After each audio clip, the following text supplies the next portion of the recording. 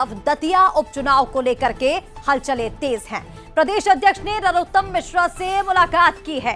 राजेंद्र भारती की सदस्यता शून्य होने के बाद उपचुनाव की संभावनाएं बढ़ गई हैं। दोनों नेताओं के बीच करीब 20 मिनट तक चर्चा हुई, जिसमें चुनावी रणनीति और आगामी कदमों पर मंथन किया गया।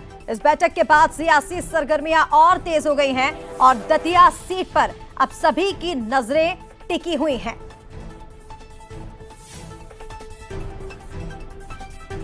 और ज्यादा अपडेट्स के लिए हमारे साथ सूरज शर्मा लगातार बने हुए हैं। सूरज, एक तरफ हम देख रहे हैं राजेंद्र भारती के केस में जो सुनवाई होने वाली थी वो टल गई है।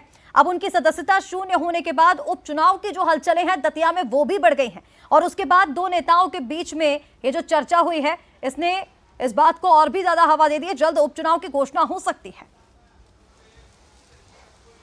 देखिए, बिल्कुल मध्य प्रदेश की सियासत में नए समीकरण बनते नजर आ रहे हैं। राजेंद्र भारती को 3 साल की सजा हुई, उसके बाद दतिया विधानसभा सीट रिक्त हो गई और आज देखा 15 अप्रैल तक सुनवाई टली है। इसके बीच प्रदेश अध्यक्ष हेमंत खंडेलवाल पूर्व गृहमंत्री नरोत्तम मिश्रा से मिलने उनके बंगले पहुंचे हैं और संभवतः माना जा रहा है उपचुनाव को लेकर रणनीति बनाई गई है, चर्चा भी हुई है। क्योंकि नरोत्तम मिश्रा एक ऐसा चेहरा रहे जो मध्य प्रदेश सरकार में लगातार संसदीय कार्य मंत्री रहे, गृह मंत्री रहे और हमेशा सरकार के उस वक्त कह सकते हैं कमजोर वक्त में हनुमान की तरह संकट मोचन बनकर आए हैं। चाहे जब सरकार गिर रही हो उस समय की बात हो या विधानसभा में किसी मसले को लेकर बात हो तो नरोत्तम मिश्रा उस मामले को संभालते हुए नजर आते थे।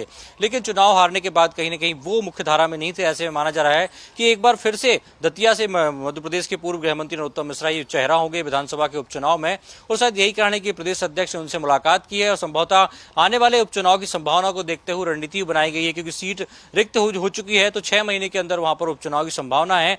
ऐसे में यदि हाईकोर्ट से राजेंद्र भारती को राहत नहीं मिलती है तो बहुत जल्द माना जा रहा है निर्वाचन आयोग भी उपचुनाव की घोषणा कर सकता है।